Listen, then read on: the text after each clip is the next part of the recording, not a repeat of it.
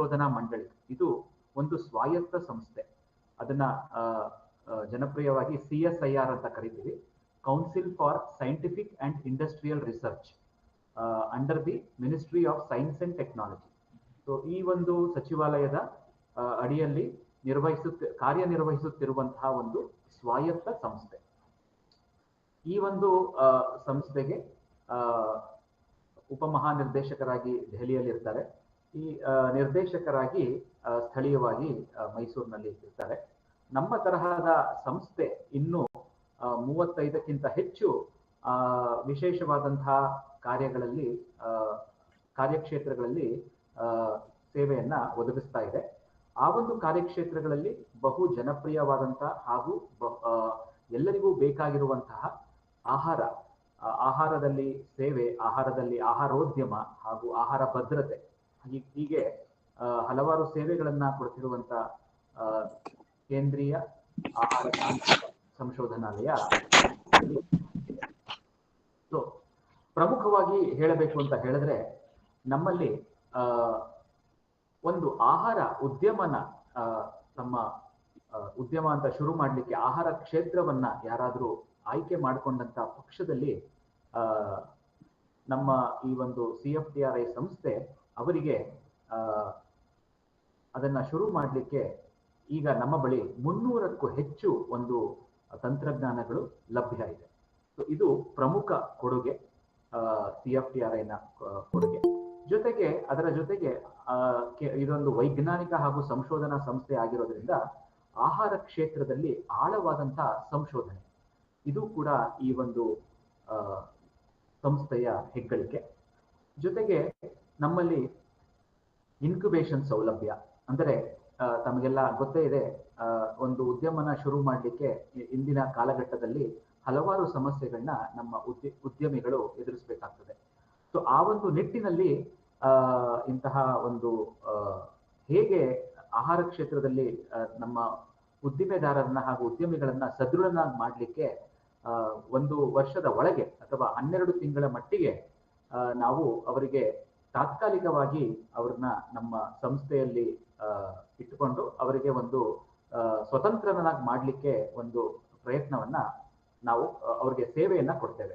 So ಏನಿದು ಅಂತ ಹೇಳಿದ್ರೆ, ಅವರು ತಮ್ಮ ಸ್ವಂತ ಕಟ್ಟಡ ಅಥವಾ ತಮ್ಮ ಸ್ವಂತ ಒಂದು ಇದು ಇಲ್ಲದಿದ್ದರೂ ಕೂಡ ತಮ್ಮ ಸ್ವಂತ ಒಂದು ಐಡಿಯಾ ಅಥವಾ ಅವರದೇ ಆದಂತಹ ಒಂದು ವಿಭಿನ್ನವಾದಂತಹ ಒಂದು ದೃಷ್ಟಿಕೋನ ಇದ್ದಂತ ಪಕ್ಷದಲ್ಲಿ ಆಂತರಿಕ ಮಾನದಂಡಗಳನ್ನು ಅವರು ಪೂರೈಸಿದಂತ ಸಂದರ್ಭದಲ್ಲಿ ತಮ್ಮ ಸ್ವಂತ ಉದ್ದಿಮೆಯನ್ನು ನಮ್ಮ CFTRIನಲ್ಲಿ ಮಾಡಬಹುದು. ಮುಂದುವರಿತಾ ತಮಗೆಲ್ಲ ಗೊತ್ತೇ ಇದೆ, ಈ ಒಂದು 2023 ಅಂತಾರಾಷ್ಟ್ರೀಯ ಸಿರಿಧಾನ್ಯಗಳ ವರ್ಷ ಅಂತ ವಿಶ್ವಸಂಸ್ಥೆ ಘೋಷಿಸಿದೆ. ಯಾಕೆ ಅಂತ ಹೇಳಿದ್ರೆ, ಸಿರಿಧಾನ್ಯಗಳು ಇಂದಿನ ಒಂದು ಇಂದಿನ ಕಾಲಘಟ್ಟದಲ್ಲಿ ಬಹು ಪ್ರಾಮುಖ್ಯತೆಯನ್ನ ಪಡೆದಿದೆ.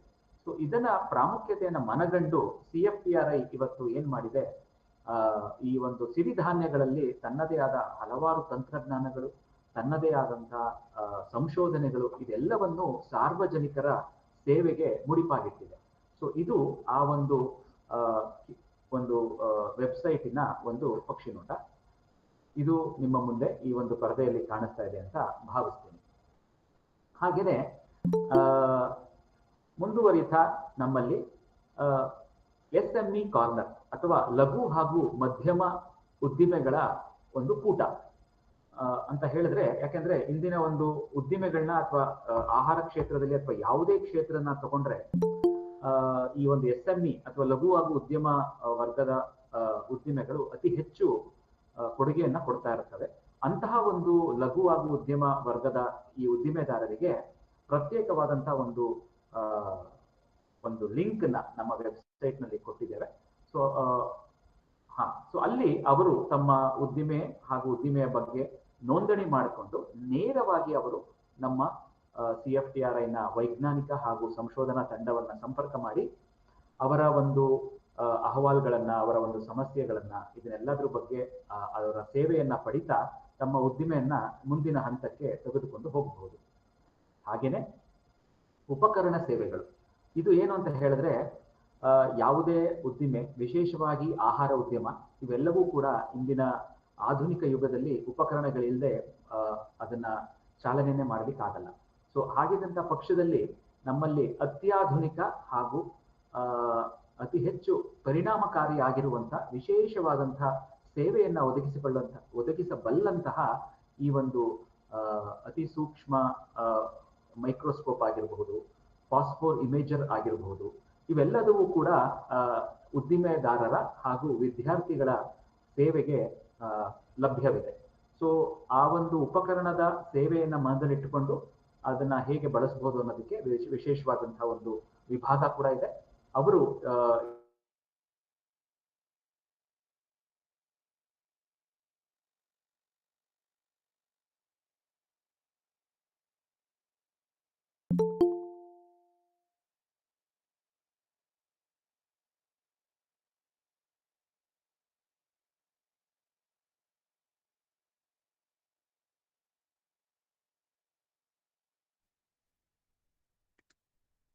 ಆಡಿಯೋ ಬರ್ತಿಲ್ಲ.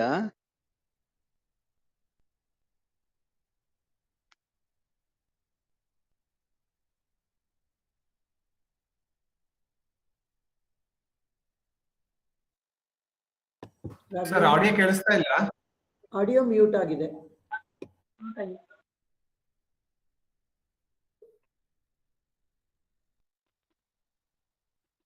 ಪ್ರೆಸೆಂಟೇಷನ್ ಆಡಿಯೋ ಮ್ಯೂಟ್ ಆಗಿದೆ.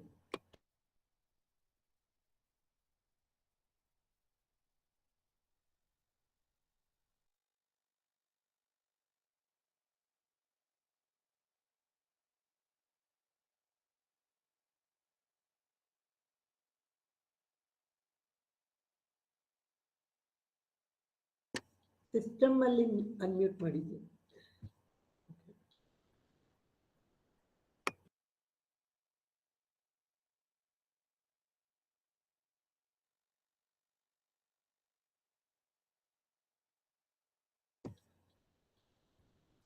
ತಾಂತ್ರಿಕ ಸಮಸ್ಯೆ ಆಗಿರ್ಬೋದು, ಒಂದು ನಿಮಿಷ ಇರಿ, ಬರ್ತಾರೆ.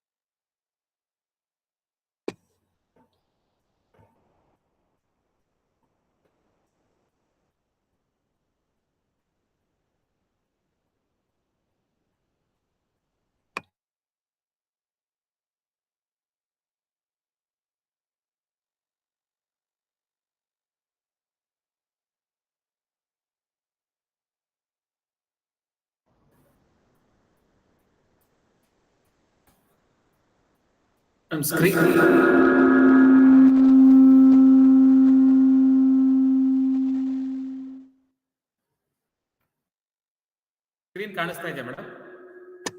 ಹಾ, ಸ್ಕ್ರೀನ್ ಕಾಣಿಸ್ತಾ ಇದೆ. ನಿಮ್ಮ ಮೊಬೈಲ್ದು ಆಡಿಯೋನ ಮ್ಯೂಟ್ ಮಾಡ್ಕೊಂಡ್ಬಿಡಿ.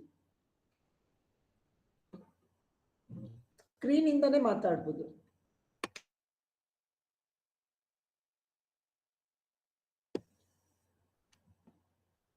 ಸ್ಪೀಕರ್ ಆಡಿಯೋನ ಮ್ಯೂಟ್ ಮಾಡ್ಕೊಳ್ಳಿ. ಮೇಡಮ್ ಕೇಳಿಸ್ತಾ ಇದೆಯಾ? ಹಾ, ಕ್ಲಿಯರ್ ಇದೆ ಜಿ, ಹೇಳಿ.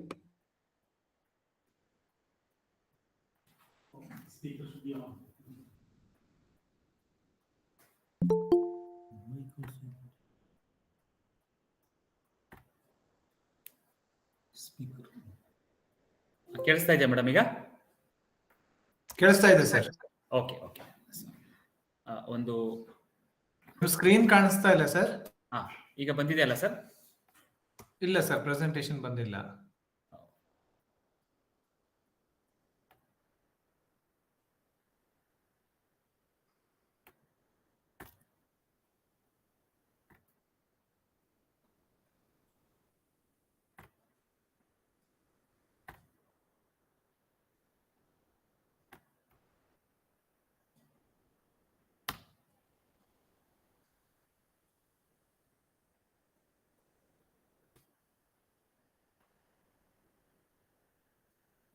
ಸರಿ, ಬಂದಿದ್ಯಾ? ಬಂದಿದೆ ಸರ್. ಕಾಣಿಸ್ತಿದೆ.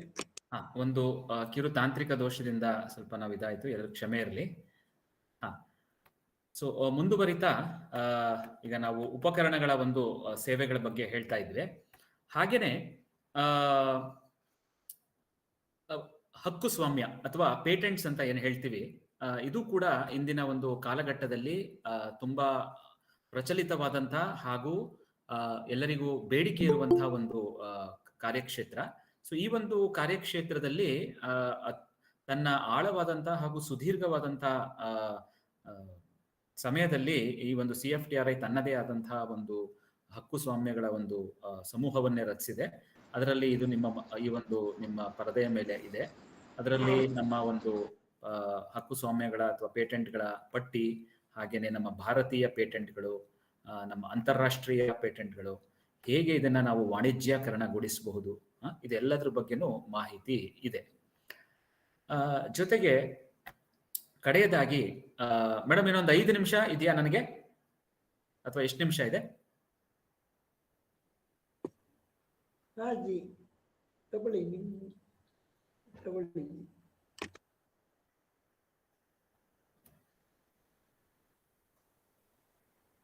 ಹಲೋ,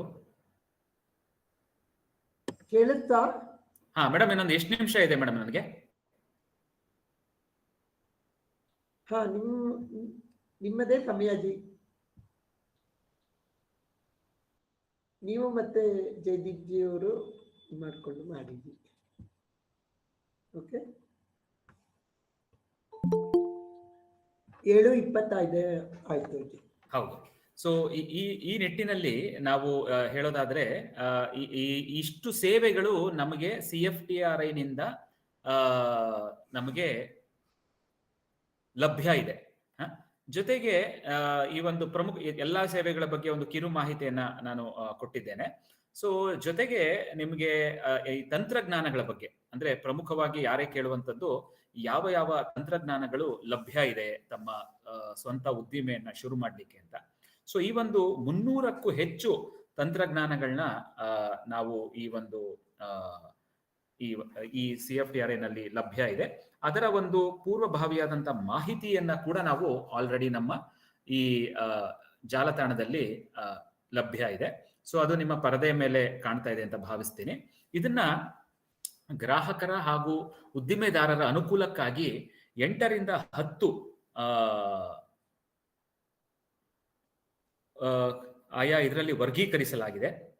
ಸೊ ಇದನ್ನ ಬೇಕರಿ ಉತ್ಪನ್ನಗಳು, ಹಾಗೇನೆ ಪಾನೀಯ ಉತ್ಪನ್ನಗಳು, ಧಾನ್ಯಗಳ ಉತ್ಪನ್ನಗಳು, ಅನುಕೂಲಿ ಆಹಾರಗಳು, ಹಾಗೇನೆ ಫುಡ್ ಮಷಿನರಿ ಅಥವಾ ಆಹಾರ ಯಂತ್ರೋಪಕರಣ, ಹಣ್ಣು ಮತ್ತು ತರಕಾರಿ ತಂತ್ರಜ್ಞಾನಗಳು, ಸಮುದ್ರೀಯ ಹಾಗೂ ಉತ್ಪನ್ನದ ತಂತ್ರಜ್ಞಾನಗಳು, ಹೀಗೆ ಸಿರಿಧಾನ್ಯದ ಉತ್ಪನ್ನಗಳು, ಮೈಕ್ರೋಬಿಯಾಲಜಿ, ಸಾಂಬಾರು ಪದಾರ್ಥದ ತಂತ್ರಜ್ಞಾನಗಳು, ಹಾಗೂ ಪ್ರೋಟೀನ್ ಸ್ಪೆಷಾಲಿಟಿ ಮತ್ತು ಫಂಕ್ಷನಲ್ ಫುಡ್ಸ್, ಹೀಗೆ ಅನುಕೂಲಕ್ಕೆ ಅಥವಾ ಅವರವರ ಬೇಡಿಕೆಗೆ ತಕ್ಕಂತೆ ನಾವು ಏನ್ ಮಾಡಿದೀವಿ, ಇದನ್ನ ವರ್ಗೀಕರಿಸಲಾಗಿದೆ.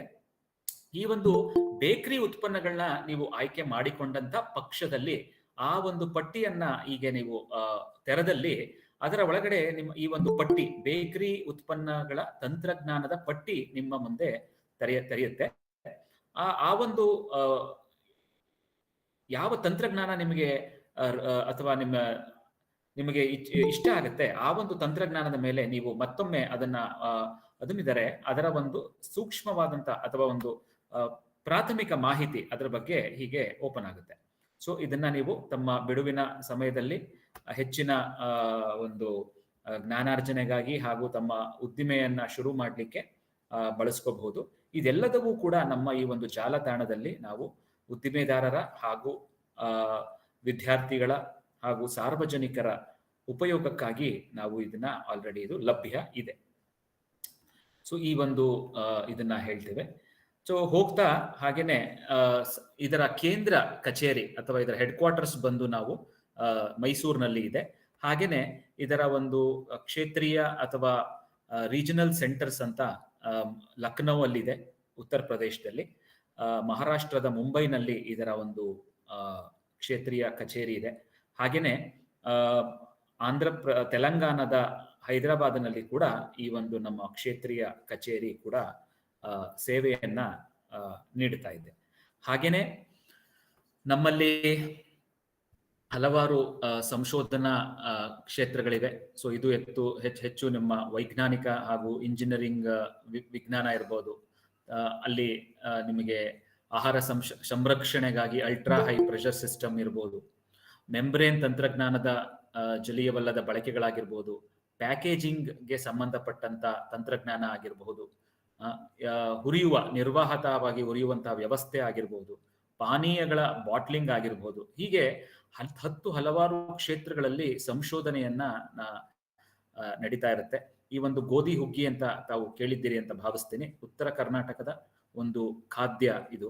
ಸೊ ಇದನ್ನು ಕೂಡ ಇದು ಕೆಡದೇ ಇರುವ ಹಾಗೆ, ಇದು ಅತಿ ಬೇಗ ಇದರ ಶೆಲ್ಫ್ ಲೈಫ್ ಅಥವಾ ಕೆಡದೇ ಇರುವ ಹಾಗೆ ಇದನ್ನ ಕರ್ನಾಟಕದ ಗೋಧಿ ಆಧಾರಿತ ಖಾದ್ಯ ಇದು.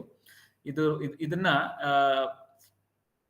ಇದು ಶೆಲ್ಫ್ ಲೈಫ್ ಅಂದ್ರೆ ಬಹುಬೇಗವಾಗಿ ಇದು ತನ್ನ ಒಂದು ಕೆಡ್ತಾ ಇತ್ತು. ಸೊ ಇದರ ಪ್ರಾಮುಖ್ಯತೆಯನ್ನ ಮನಗಂಡು CFTRI ಏನ್ ಮಾಡ್ತು, ಈ ಒಂದು ಗೋಧಿ ಹುಗ್ಗಿಯನ್ನ ಶೆಲ್ಫ್ ಲೈಫ್ ಅಥವಾ ಅದನ್ನ ಕೆಡದೇ ಇರುವ ಹಾಗೆ ವಿಸ್ತರಿಸಿ ಅದನ್ನ ಇಂದು ಅದು ನಮ್ಮ ತಂತ್ರಜ್ಞಾನದ ಕೊಡುಗೆ ಕೂಡ ಆಗಿದೆ. ಇದನ್ನು ನಾವು 1 ವರ್ಷದ ಅವಧಿಗೆ ಇದು ಕೆಡದೇ ಇರುವ ಹಾಗೆ ತಂತ್ರಜ್ಞಾನವನ್ನ ತಯಾರು ಮಾಡಿ ಉದ್ದಿಮೆದಾರರೊಬ್ಬರಿಗೆ ಇದನ್ನ ವರ್ಗಾಯಿಸಿ ಕೂಡ ಆಗಿದೆ. ಹಾಗೇನೆ ಮುಂದುವರಿದು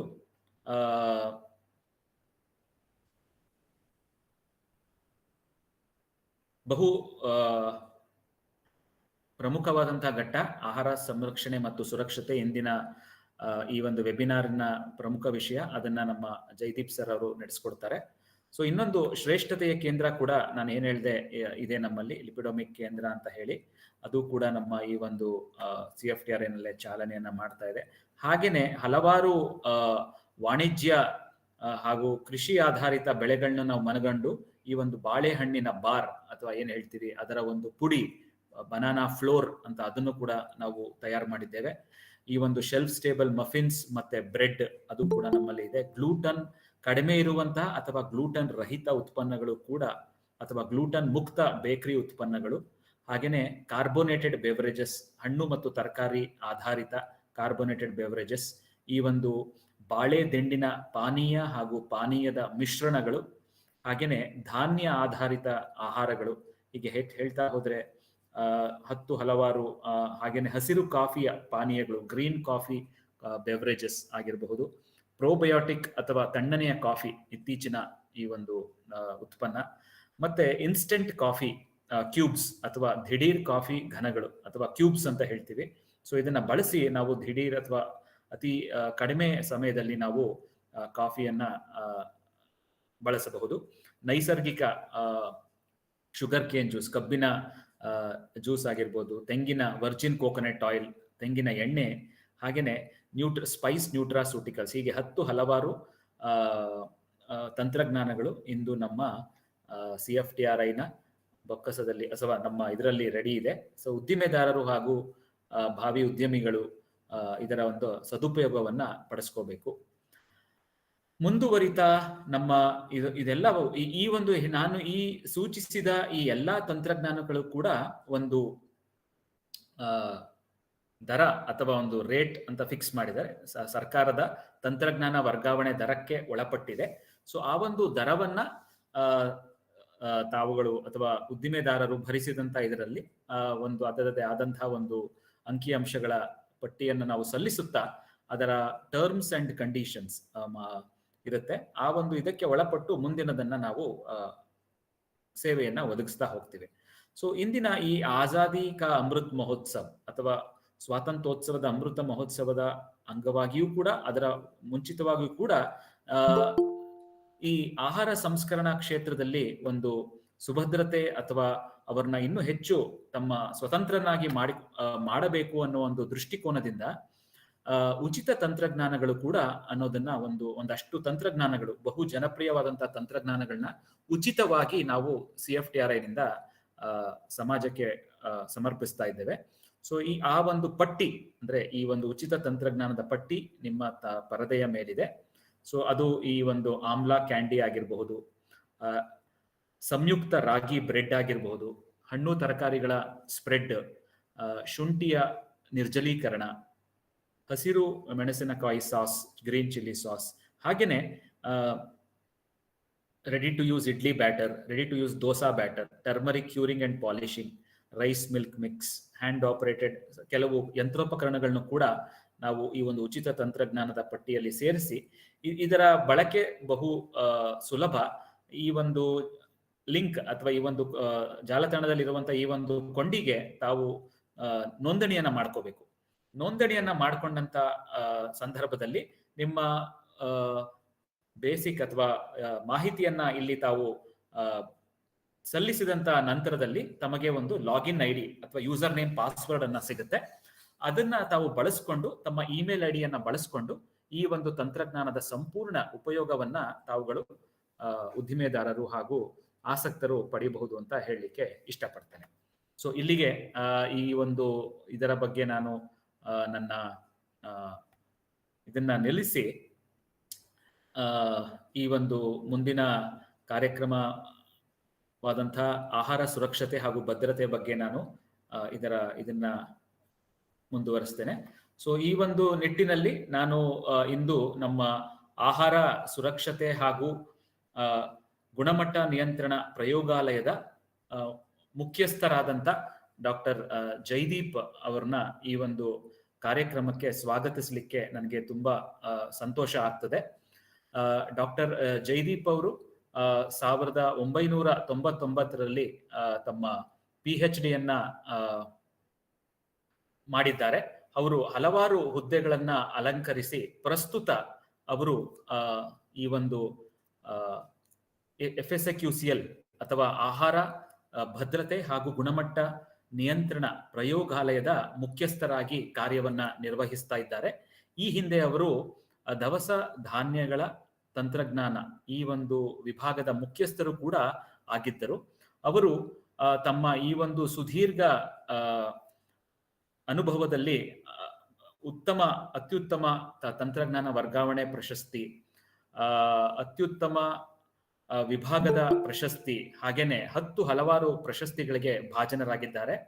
ಅವರು 45ಕ್ಕೂ ಹೆಚ್ಚು ಸಂಶೋಧನಾ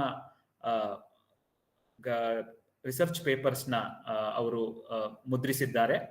8 PhD ಹಾಗೂ 25 ಪೋಸ್ಟ್ ಗ್ರಾಜುಯೇಟ್ ವಿದ್ಯಾರ್ಥಿಗಳನ್ನ ಅವರು ಮಾರ್ಗದರ್ಶನವನ್ನ ನೀಡಿದ್ದಾರೆ.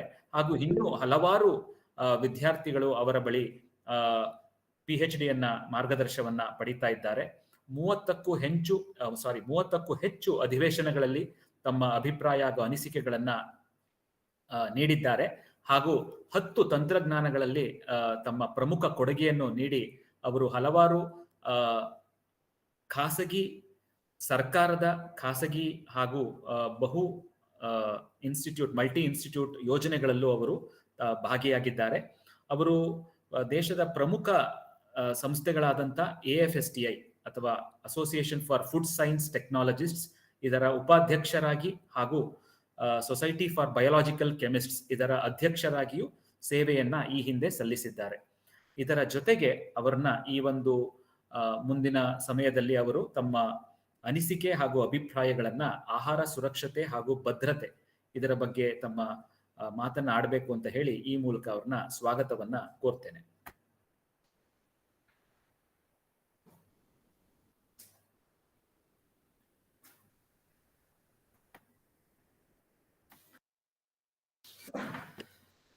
जी वीडियो ऑन कर सकते हैं. Bluetooth is off, sir.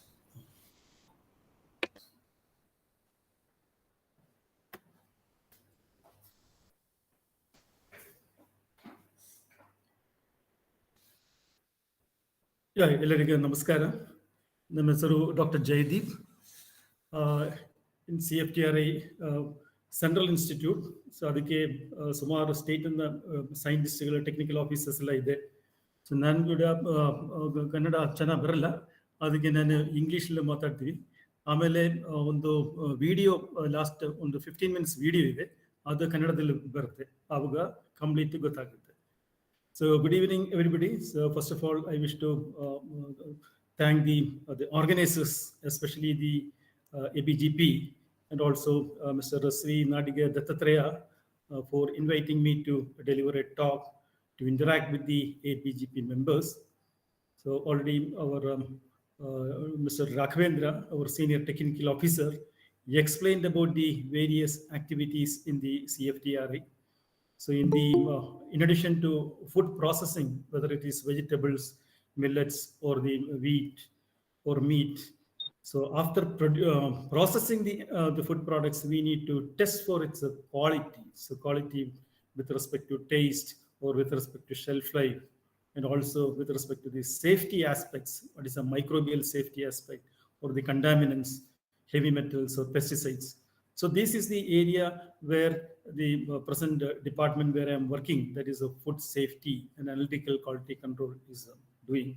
So I will give you a small presentation. I will upload that presentation. Please be patient to see that.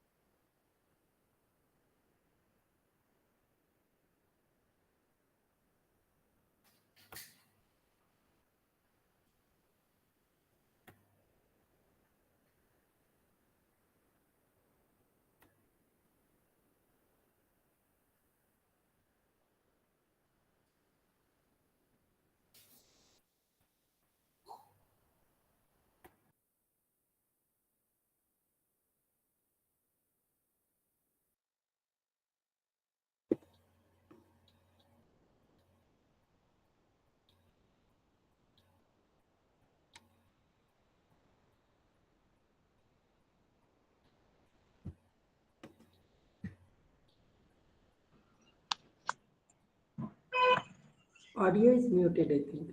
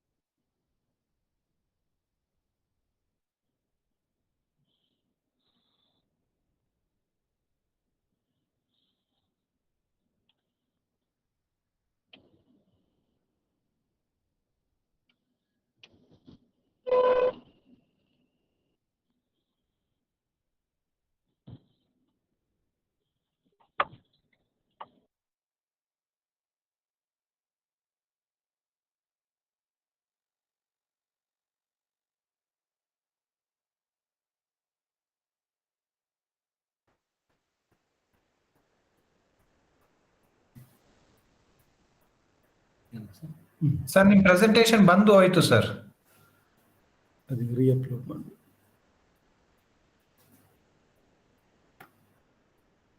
ಈಗ ಬಂದಿದೆಯಾ ಸರ್? ಇಲ್ಲ ಸರ್, ಈಗ ಬಂದಿಲ್ಲ. ಒಂದು ನಿಮಿಷ sir.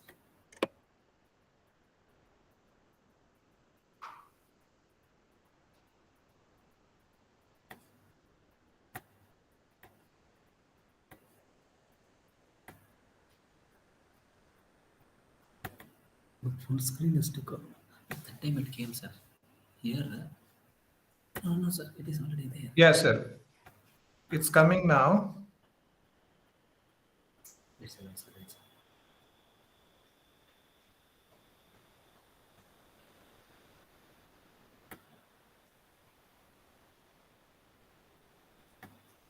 First we have to give this open. Yeah, this will be first open.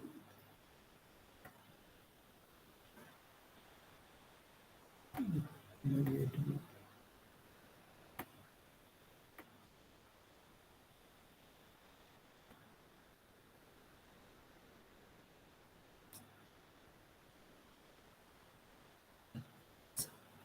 Yeah, like this.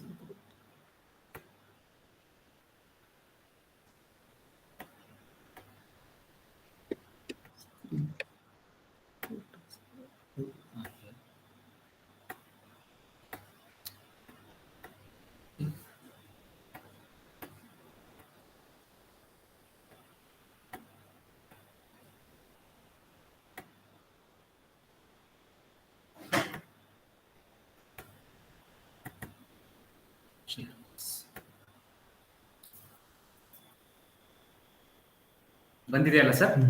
Yes, sir. ಬಂದಿದೆ. Yeah, now it is come. So sorry for the technical trouble. So like Yes, I sir. told, different departments are there in the CFTRI. So in that one, the present Department of the Food Safety and Analytical Quality Control Laboratory is looking after the analytical testing in food with respect to the quality and the safety aspects. So as you know that one, we are going through a number of challenges with respect to the food safety and food quality in our food chain.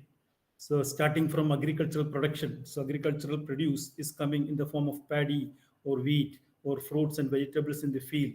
So in the field itself, so quality issues like insect attack or moisture absorption, so that will result in the loss of the quality or different, it will spoil the food products.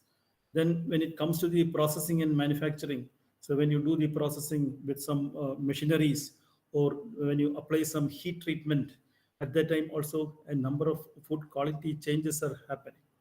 So what these changes are happening, so that can be detected only by advanced instrumental methods.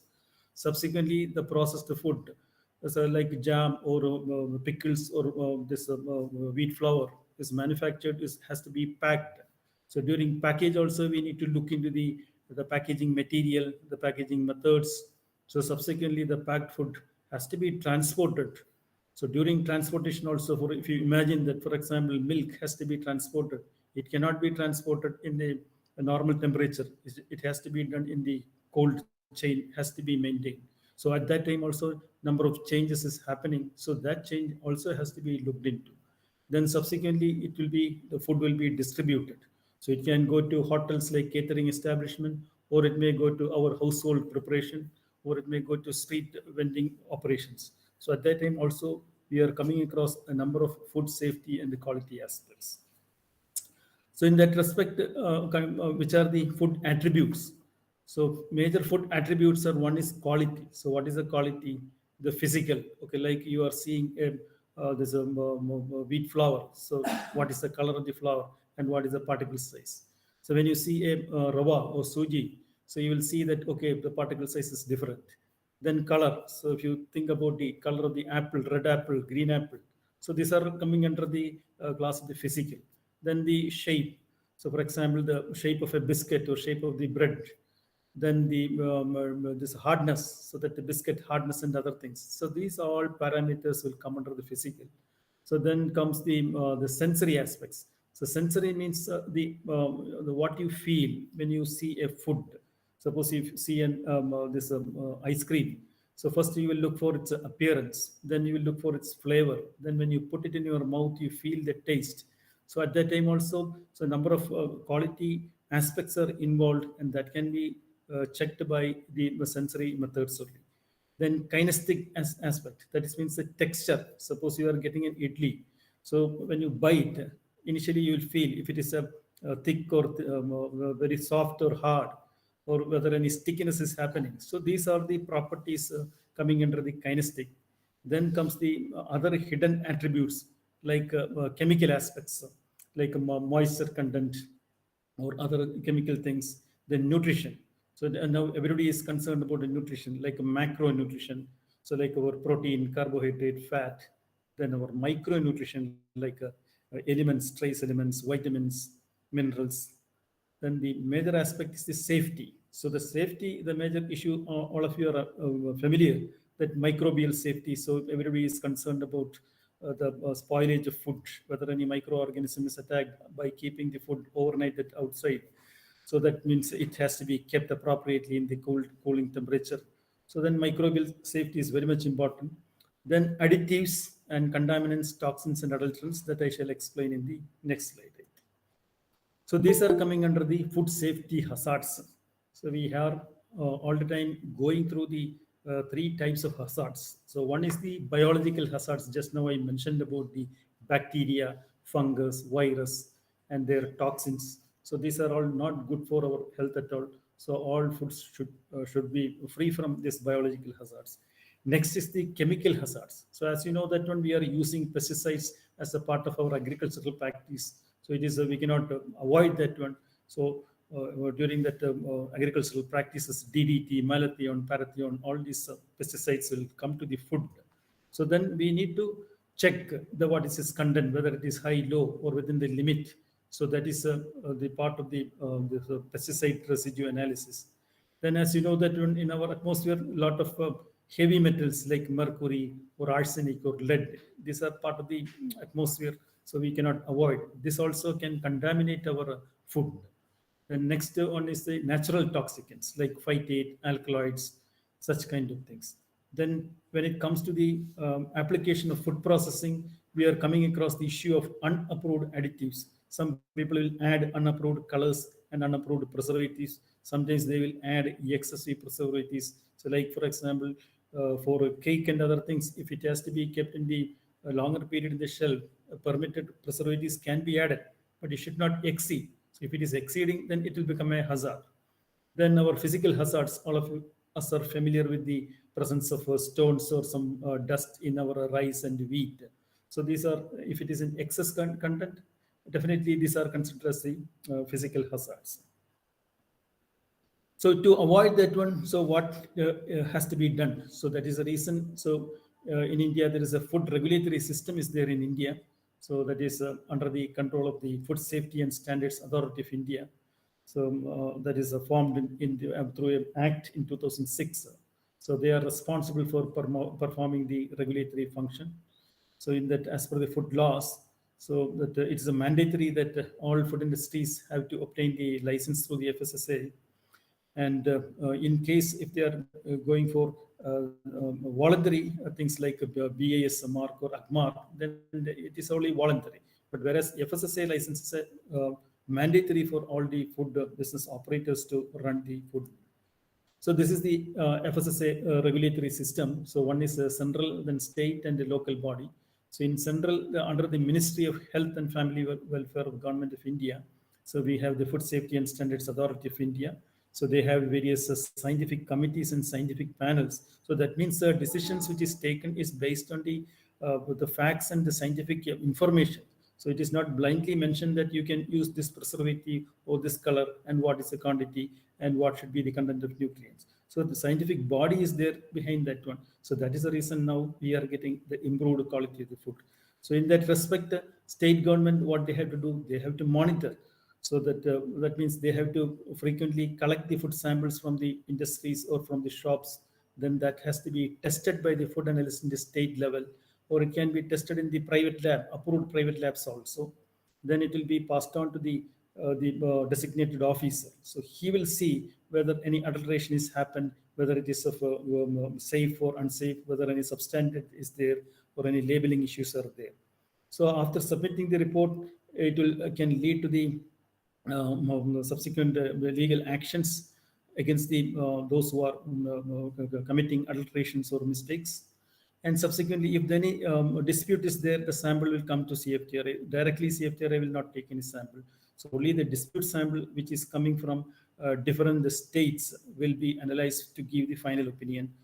So that is the responsibility with respect to the referral food lab, which is the food safety and analytical quality control in the CFTRI.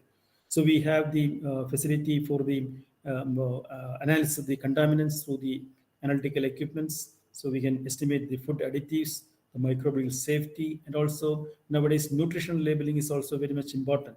So number of manufacturers are manufacturing biscuits or bread with the high nutrients like vitamins and minerals. So that has to be tested.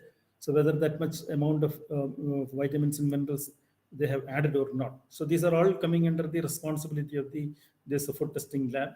So in that respect, this is a referral food lab of the FSSA. So it is a NABL accredited lab. So we are carrying out around more than 350 tests of various food products.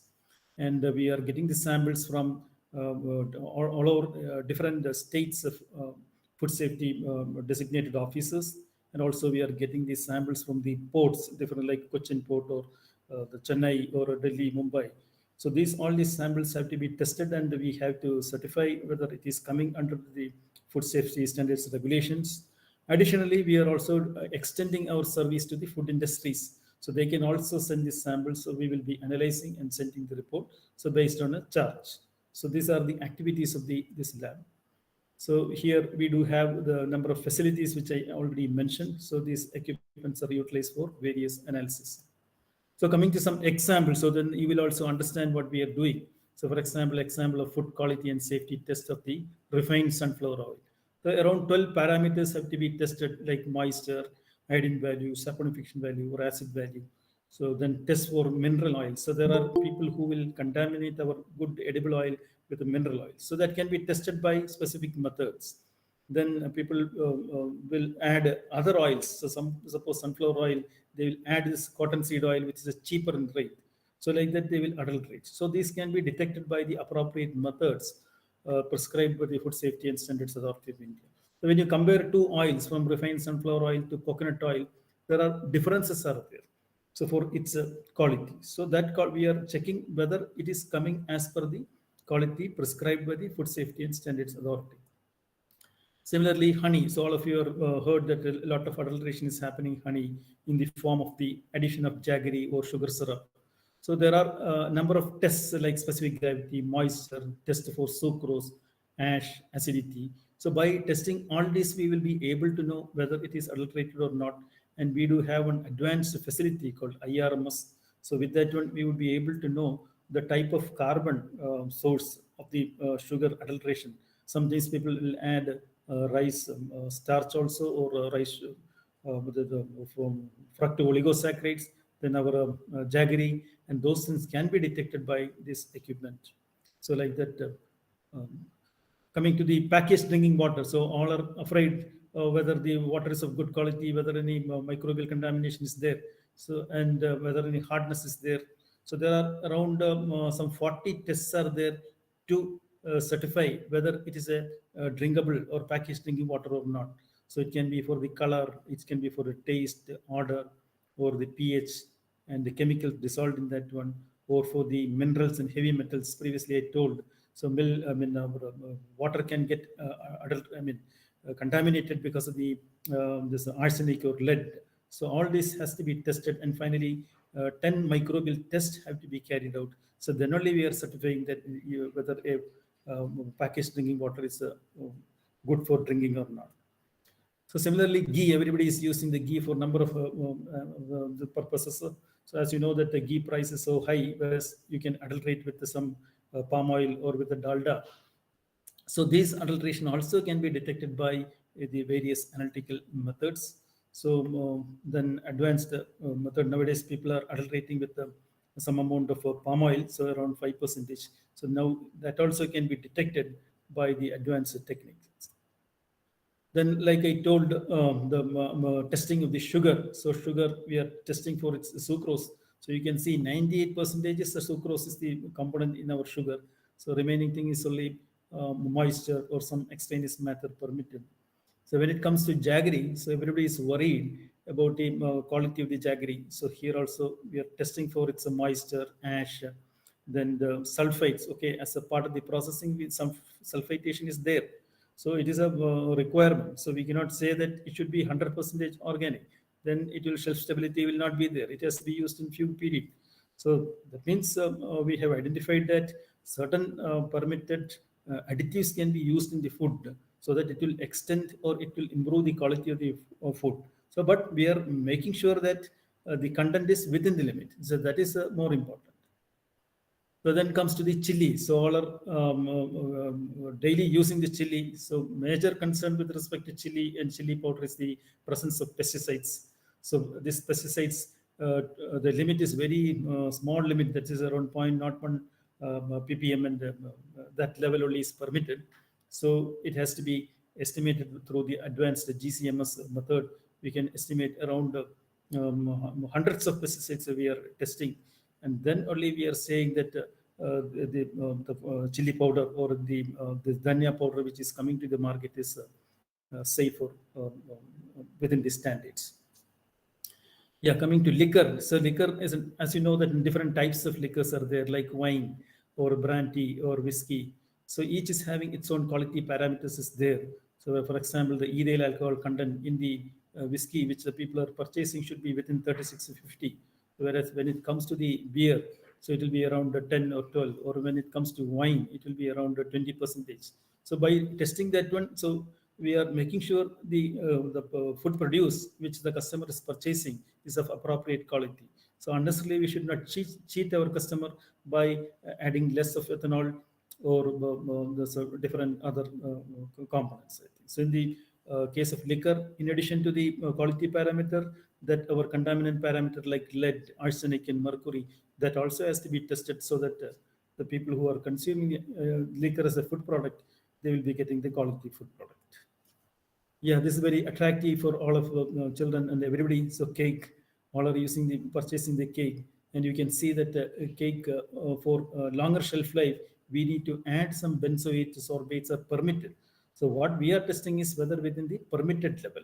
So what is a permitted level? Previously I told the doctors and the scientific body, they have already studied to what extent we can consume certain preservatives without harm to our body. So we have to accept that processed food industry, and we should not completely say that processed food is not good. So processed food is good, and it is made sure that the preservatives and other things are added within the limit, and that is by confirmed by the testing lab like us. So wherein in addition to preservatives, food is made attractive by adding different colors. So people will think that, okay, colors is bad. We cannot say the color is bad. Color is required for attracting with respect to cake or other gems or Cadbury and other things. So, but what we have to make sure is whether the industry is using the approved colors and what is the quantity which they are using. Similarly, sweetener. Nowadays, people are afraid of consuming the sugar. So they are looking for the artificial sweetness like saccharin and other things. So those things are also permitted, but we have to make sure it is within the limit. Then jams, fruit jellies. So here also we are it is permitted to use the sulfite and benzoate. Then only you will have the longer shelf life. Additionally, it has to be tested for the heavy metals. So if everything is clear, so that the jams which you are getting in the market, we can say it is safe to consume. So coming from the safety aspects, a little bit about the nutrition. So now the nutrition is something which everybody is looking. Now you can see that milk is fortified. So they are saying that vitamin A is added, vitamin D is added, vitamin E is added. So when somebody is marking the milk, we have to check whether that whatever they have mentioned is there or not, A, D, and A. Similarly, now the government of India is saying that we have to fortify the rice with iron, vitamin B12, and folic acid. So here also the samples will be taken and it will be analyzed and made sure that whatever is mentioned by the this industry is there or not. So like that, we are making sure that the quality of the food. And one example here I have shown is a cereal-based complementary food. Actually, all our Anganwadis, they are giving for children up to 6 months to 3 years. So there it is prescribed that it should have the following quality with respect to moisture or ash or the nutritional content like protein, and it should be free from some contaminants like aflatoxin, and it should be free from microbial. So after making sure all this only, this Anganwadi, the Pushti program they are supposed to give the quality foods. So like that, through this kind of testing, we are assuring that the quality of the food which is coming to the market is of safe, and it is not substandard or some. Then another issue is with respect to misbranding. So people will claim, okay, this particular food is good for diabetes, it is good for heart problem. So like that, such kind of statements are not permitted to be put. Whereas you can put the amount of nutrients which you are adding or health beneficial components adding. So when we have gone through the samples of laboratory tested, we have found examples of unsafe food. So which are the examples? One is traditional sweets like bundi, laddu, koya barfi, etc. So there we found that the synthetic color exceeds the limit. Yes, like I told, colors, certain permitted colors can be used, but it should not exceed. And in some cases, they are using like methyl or tartrazine, such kind of colors are used. That's not permitted. Then you are familiar with the barfi, wherein you are taking that silver foil, that is a kaju barfi. So there people are using aluminum foil also. So that means there are tests to identify whether it is silver foil or it's aluminum. Silver is permitted. Then cake also, the issue is with respect to synthetic color is exceeding the limit. And spice, like already I told, pesticide is a major issue. So when you go to fruit juices, there the preservatives are exceeding the limit. Then in the biscuits also the same issues. So like that, each food when we are analyzed, so these are the major issues. So that means industries also can see these reasons and try to develop the protocols to avoid it is becoming unsafe. So with this one, I'm stopping my presentation with respect to the food safety and this quality aspects. And just now I will upload one video in Kannada, so wherein this video can be seen with respect to the food safety and analytical quality control.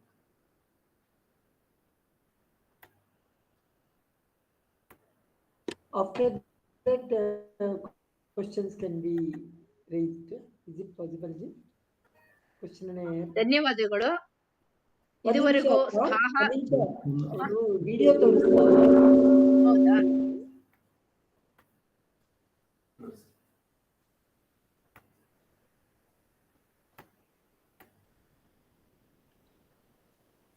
Jayashree Vajpayee has raised her hand.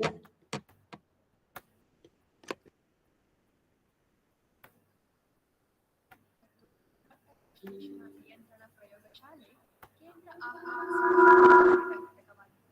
2000 ಇಸವಿಯಲ್ಲಿ ಸ್ಥಾಪನೆಗೊಂಡಿತು. ನಮ್ಮ ಪ್ರಯೋಗಶಾಲೆ ಆಹಾರ ಸುರಕ್ಷತೆಯಲ್ಲಿ ಪ್ರಮುಖ ಪಾತ್ರ ವಹಿಸುತ್ತಿದ್ದು, ಇದಕ್ಕೆ ಪೂರಕವಾದ ನುರಿತ ವಿಜ್ಞಾನಿಗಳು ಮತ್ತು ವಿದ್ಯಾರ್ಥಿಗಳು ಹಾಗೂ ಆಧುನಿಕ ಉಪಕರಣ ಸೌಲಭ್ಯಗಳನ್ನು ಒಳಗೊಂಡಿದೆ. ಇದರ ಹೊರತಾಗಿ ವಿವಿಧ ಸಂಶೋಧನಾ ಚಟುವಟಿಕೆಗಳು ನಡೆಯುತ್ತಿದ್ದು, ಮುಖ್ಯವಾದ ಸಂಶೋಧನಾ ಕ್ಷೇತ್ರಗಳೆಂದರೆ ರಾಸಾಯನಿಕ ಕಲ್ಮಶಗಳು, ಆಹಾರ ಸೂಕ್ಷ್ಮಾಣು ಜೀವಶಾಸ್ತ್ರ, ಆಹಾರ ಮತ್ತು ಪೌಷ್ಟಿಕಾಂಶ, ರಾಸಾಯನಶಾಸ್ತ್ರ ಮತ್ತು ಅಣುಜೀವಶಾಸ್ತ್ರ. ನಮ್ಮ ಮುಖ್ಯ ಧ್ಯೇಯವೇನೆಂದರೆ ಜನರಲ್ಲಿ ಆಹಾರ ಸುರಕ್ಷತೆಯ ಬಗ್ಗೆ ಜಾಗೃತಿ ಮೂಡಿಸುವುದು. ಹೆಚ್ಚುತ್ತಿರುವ ಕಳಪೆ ದರ್ಜೆಯ ಆಹಾರ ಪೂರೈಕೆಯಿಂದ ಅಪೌಷ್ಟಿಕತೆ ಹಾಗೂ ವಿವಿಧ ರೋಗ ರುಜಿನಗಳು ಹೆಚ್ಚಾಗುತ್ತಿದೆ. ಇದು ISO ಮತ್ತು NABL ನಿಂದ ಮಾನ್ಯತೆ ಪಡೆದಿದೆ. ಹೆಚ್ಚುತ್ತಿರುವ ಕಳಪೆ ದರ್ಜೆಯ ಆಹಾರ ಪೂರೈಕೆಯಿಂದ ಅಪೌಷ್ಟಿಕತೆ ಹಾಗೂ ವಿವಿಧ ರೋಗ ರುಜಿನಗಳು ಹೆಚ್ಚಾಗುತ್ತಿದ್ದು, ಇದನ್ನು ತಡೆಗಟ್ಟಲು ಭಾರತ ಸರ್ಕಾರವು ವಿವಿಧ ಕಾನೂನು ಕಟ್ಟಳೆಗಳನ್ನು ಜಾರಿಗೆ ತಂದಿದೆ. ಆದಾಗ್ಯೂ ಇದೆಲ್ಲಾ ನಿಯಮಗಳನ್ನು ಒಗ್ಗೂಡಿಸಿ ಕೇಂದ್ರ ನಿಯಮಾವಳಿಗಳ ಪ್ರಕಾರ 2006ರಲ್ಲಿ ಆಹಾರ ಸುರಕ್ಷತೆ ಹಾಗೂ ಗುಣಮಟ್ಟ ಕಾಯ್ದೆಯನ್ನು ಜಾರಿಗೆ ತಂದಿತು. FSAQCLನಲ್ಲಿ ಕಚ್ಚಾ ಮತ್ತು ಸಂಸ್ಕರಿಸಿದ ಆಹಾರಗಳ ಗುಣಮಟ್ಟ ಹಾಗೂ ಕಲುಷಿತ ವಸ್ತುಗಳ ಮೌಲ್ಯಮಾಪನ, ವಿಧಾನಗಳ ಅಭಿವೃದ್ಧಿ ಹಾಗೂ ಕ್ರಮಬದ್ಧಗೊಳಿಸುವಿಕೆಯ ಸೇವೆಗಳನ್ನು ಒದಗಿಸಲಾಗುತ್ತದೆ.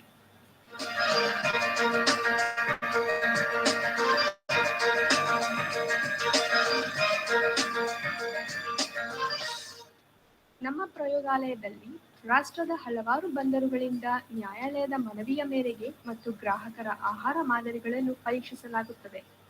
ಪಡೆದ ಆಹಾರ ಮಾದರಿಗಳಿಗೆ ವಿಶಿಷ್ಟ ಸಂಕೇತ ಸಂಖ್ಯೆಗಳನ್ನು ನೀಡಲಾಗುವುದು ಮಾತ್ರವಲ್ಲದೆ, ಈ ಎಲ್ಲ ಚಟುವಟಿಕೆಗಳನ್ನು ದಸ್ತಾವೇಜು ಹಾಗೂ ಛಾಯಾಗ್ರಹಣ ಮಾಡಲಾಗುತ್ತದೆ. ಸಾಂಪ್ರದಾಯಿಕವಾಗಿ ಹಾಲನ್ನು ಸಂಪೂರ್ಣ ಆಹಾರವೆಂದು ಪರಿಗಣಿಸಲಾಗಿದೆ.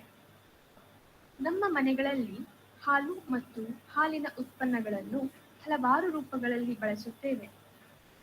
ಹಾಲು ಮತ್ತು ಹಾಲಿನ ಉತ್ಪನ್ನಗಳಲ್ಲಿ ಸಕ್ಕರೆ, ನೀರು, ಸ್ಟಾರ್ಚ್, ಡಿಟರ್ಜೆಂಟ್, ಯೂರಿಯಾಗಳ ಕಲಬೆರಕೆಯಿಂದ ಹಾಲಿನ ಗುಣಮಟ್ಟವನ್ನು ತಗ್ಗಿಸಲಾಗುತ್ತದೆ. ಹಾಲಿನ ಕಲಬೆರಕೆಯ ವಿಶ್ಲೇಷಣೆ ನಮ್ಮ ಮುಖ್ಯ ಉದ್ದೇಶವಾಗಿದೆ.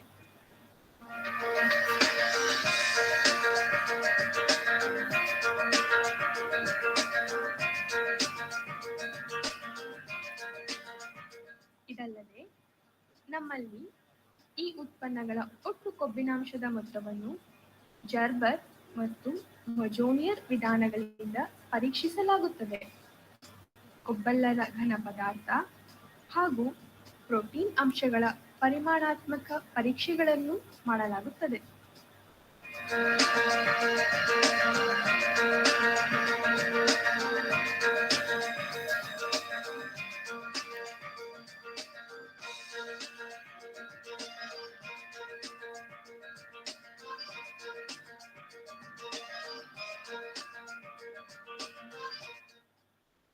ನಮ್ಮ ದೈನಂದಿನ ಅಡಿಗೆಯ ಅತಿ ಮುಖ್ಯ ಸಾಮಗ್ರಿ ಎಣ್ಣೆ ಮತ್ತು ಕೊಬ್ಬು. ಕಾರ್ಬೋಹೈಡ್ರೇಟ್ಸ್ ಹಾಗೂ ಪ್ರೋಟೀನ್ನಂತೆ ಎಣ್ಣೆ ಮತ್ತು ಕೊಬ್ಬು ಕೂಡ ಪ್ರಮುಖ ಪೋಷಕಾಂಶವಾಗಿದೆ. ಉತ್ತಮ ಎಣ್ಣೆಯೊಂದಿಗೆ ದತ್ತೂರ ಬೀಜದ ಎಣ್ಣೆ, ಹರಳೆಣ್ಣೆ ಮತ್ತು ಖನಿಜ ಎಣ್ಣೆಯ ಕಲಬೆರಕೆಯಿಂದ ಆರೋಗ್ಯ ಸಂಬಂಧಿ ಸಮಸ್ಯೆಗಳು ಉಂಟಾಗುತ್ತದೆ. ನಮ್ಮಲ್ಲಿ ಎಣ್ಣೆ ಮತ್ತು ಕೊಬ್ಬಿನ ಪದಾರ್ಥಗಳ ಗುಣಮಟ್ಟ ವಿಶ್ಲೇಷಣೆಗಾಗಿ ವಕ್ರೀಕರಣ ಸೂಚಿ, ಅಯೋಡಿನ್ ಮೌಲ್ಯ, ಸಾಬೂನೀಕರಣ ಹಾಗೂ ಅಸಾಬೂನೀಕರಣ ಮೌಲ್ಯ, ಆಮ್ಲೀಯ ಮೌಲ್ಯಗಳ ಮತ್ತು ಕಮಟು ಪರೀಕ್ಷೆ ಮಾಡಲಾಗುತ್ತದೆ. ಪ್ರತಿ ಎಣ್ಣೆ ಹಾಗೂ ಕೊಬ್ಬಿಗೂ ತನ್ನದೇ ಆದ ವಿಶಿಷ್ಟ ಮೌಲ್ಯಗಳ ಶ್ರೇಣಿ ಇದೆ. ಈ ಮೌಲ್ಯಗಳು FSSAI ವಿಧಿಸಿರುವ ಪರಿಮಾಣದ ಮಿತಿಯನ್ನು ಮೀರಿದಾಗ ಕಲಬೆರಕೆಯಾಗಿದೆ ಎಂದು ಪರಿಗಣಿಸಲಾಗುತ್ತದೆ. ಉತ್ತಮ ಎಣ್ಣೆಯಲ್ಲಿ ಹತ್ತಿ ಬೀಜದ ಎಣ್ಣೆಯ ಕಲಬೆರಕೆಯ ಪತ್ತೆಗಾಗಿ ಆಲ್ಫನ್ಸ್ ಟೆಸ್ಟ್, ತುಪ್ಪದಲ್ಲಿ ವನಸ್ಪತಿಗಾಗಿ ಬಡೋವಿನ್ಸ್ ಟೆಸ್ಟ್, ಕಮಟು ಎಣ್ಣೆಯ ಪರೀಕ್ಷೆಗಾಗಿ ಕ್ರೈಸ್ ಟೆಸ್ಟ್ ಮಾಡಲಾಗುತ್ತದೆ. ಅಲ್ಲದೆ ದತ್ತೂರಿ ಬೀಜದ ಎಣ್ಣೆ, ಹರಳೆಣ್ಣೆ ಹಾಗೂ ಖನಿಜದ ಎಣ್ಣೆಯ ಇರುವಿಕೆಯನ್ನು ಥಿನ್ ಲೇಯರ್ ಕ್ರೊಮ್ಯಾಟೋಗ್ರಫಿ ಇಂದ ಕಂಡುಹಿಡಿಯಲಾಗುತ್ತದೆ.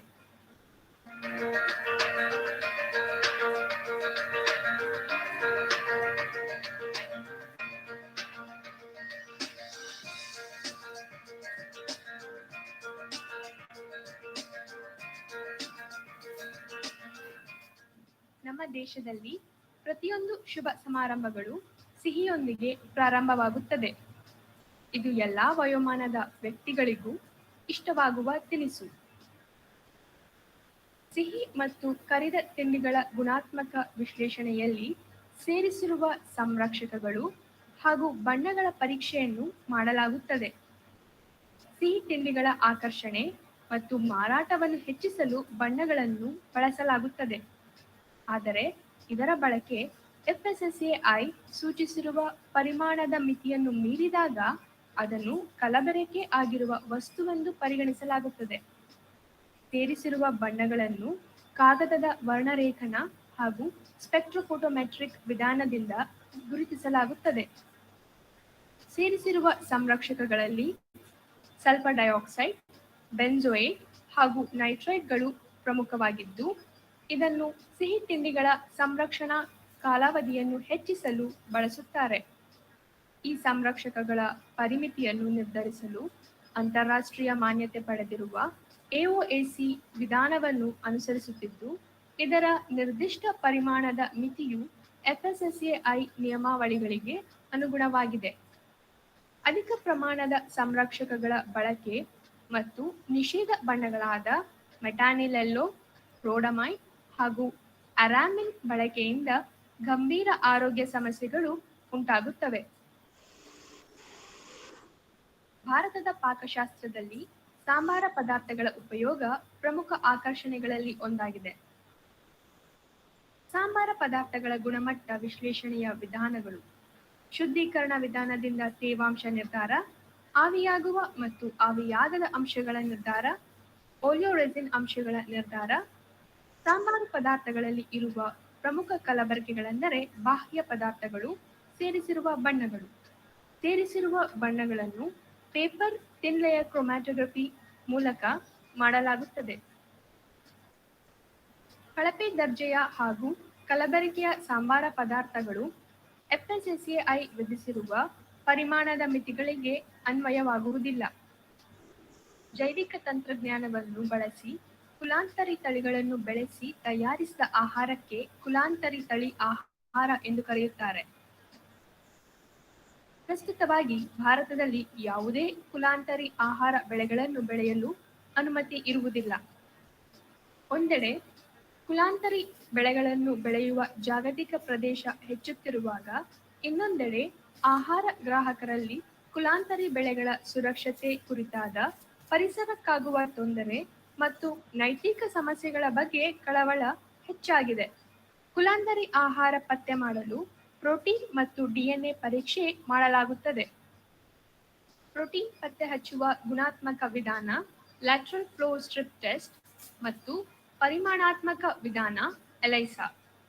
DNA ಪತ್ತೆ ಮಾಡುವ ಗುಣಾತ್ಮಕ ವಿಧಾನ PCR ಮತ್ತು ಪರಿಮಾಣಾತ್ಮಕ ವಿಧಾನ real time PCR. Lateral flow strip test ಸರಳ ಹಾಗೂ ಜನಸಾಮಾನ್ಯರು ಮಾಡಬಹುದಾದ ಪರೀಕ್ಷೆಯಾಗಿದೆ. ಕುಲಾಂತರಿ ತಳಿಗಳ ಪತ್ತೆ ಮಾಡುವ ವಿಧಾನಗಳಲ್ಲಿ PCR ಮೂಲಾಧಾರವಾಗಿದೆ.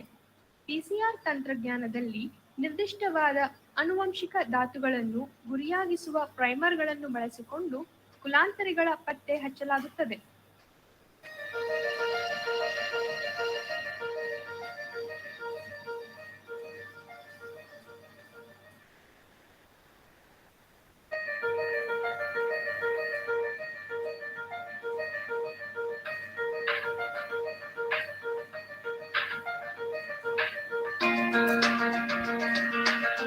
ರಿಯಲ್ ಟೈಮ್ PCR ನೇರ ಮತ್ತು ನಿಖರವಾದ ಕುಲಾಂತರಿ ತಳಿಗಳನ್ನು ಪರಿಮಾಣಾತ್ಮಕವಾಗಿ ಪತ್ತೆ ಮಾಡುವ ವಿಧಾನ. ಈ ತಂತ್ರಜ್ಞಾನವು 0.1% ಕಡಿಮೆ ಪರಿಮಾಣವನ್ನು ನಿಖರವಾಗಿ ಪತ್ತೆ ಮಾಡಬಲ್ಲದು.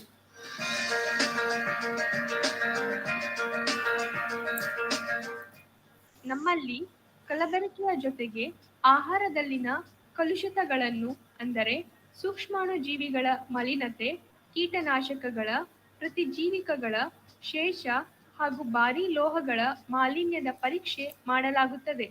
ಭಾರತದಲ್ಲಿ FSSAI ಈ ಕಲ್ಮಶಗಳಿಗೆ ಗರಿಷ್ಠ ಶೇಷ ಪ್ರಮಾಣವನ್ನು ಅನುಮೋದಿಸಿದೆ. ಭಾರತದಲ್ಲಿ ಆಹಾರ ವಿಷವಾಗುವುದಕ್ಕೆ ಪ್ರಮುಖ ಕಾರಣ ಸೂಕ್ಷ್ಮ ಜೀವಾಣುಗಳು. ನಮ್ಮಲ್ಲಿ ಕಚ್ಚಾ ಮತ್ತು ಸಂಸ್ಕರಿಸಿದ ಆಹಾರ ಮಾದರಿಗಳಲ್ಲಿ ಸೂಕ್ಷ್ಮಾಣುಜೀವಿಗಳ ಪರಿಮಾಣ ಮತ್ತು ಮೌಲ್ಯಮಾಪನವನ್ನು ಮಾಡಲಾಗುತ್ತದೆ. ನಮ್ಮಲ್ಲಿ ಸೂಚಕ ಸೂಕ್ಷ್ಮಾಣುಜೀವಿಗಳ ಗುಂಪುಗಳನ್ನು aerobic plate count, coliform count, enterobacterial count ವಿಧಾನಗಳಿಂದ ಮಾಡಲಾಗುತ್ತದೆ. ಇದರಲ್ಲಿ ಮುಖ್ಯವಾದ ರೋಗಾಣುಗಳೆಂದರೆ ಸಾಲ್ಮೊನೆಲ್ಲಾ, ಶಿಗೆಲ್ಲಾ ಸ್ಪೀಷೀಸ್ ಮತ್ತು ಸ್ಟಫೈಲೋಕೋಕಸ್ ಆರಿಯಸ್ ಮುಂತಾದವು. ಸೂಕ್ಷ್ಮಾಣುಜೀವಿಗಳ ಎಣಿಕೆ ಮತ್ತು ಪತ್ತೆ ಹಚ್ಚುವಿಕೆಯಲ್ಲಿ ತೂಕ ಮಾಡುವಿಕೆ ಹಾಗೂ ಸಾರಗುಂದಿಸುವಿಕೆ ಮುಖ್ಯವಾದುದು. ಎಣಿಕೆ ವಿಧಾನವನ್ನು ಹರಡುವಿಕೆ ಅಥವಾ ಸುರುವಿಕೆ ಪ್ಲೇಟಿಂಗ್ ಮೂಲಕ ಮಾಡಬಹುದಾಗಿದ್ದು, ಜೀವ ರಾಸಾಯನಿಕ ಹಾಗೂ ಸೆರೊಲಾಜಿಕಲ್ ವಿಧಾನದಿಂದ ಖಚಿತಪಡಿಸಿಕೊಳ್ಳಬಹುದಾಗಿದೆ. ನೀರನ್ನು ಒಳಗೊಂಡಂತೆ ದ್ರವೀಯ ಪದಾರ್ಥಗಳನ್ನು ಮೆಂಬ್ರೇನ್ ಫಿಲ್ಟ್ರೇಷನ್ ವಿಧಾನದಿಂದ ಮಾಡಲಾಗುತ್ತಿದ್ದು, ಈ ಎಲ್ಲಾ ವಿಧಾನಗಳನ್ನು APHA ನಿಯಮಾವಳಿಗಳ ಪ್ರಕಾರ ನಿರ್ವಹಿಸಲಾಗುತ್ತದೆ.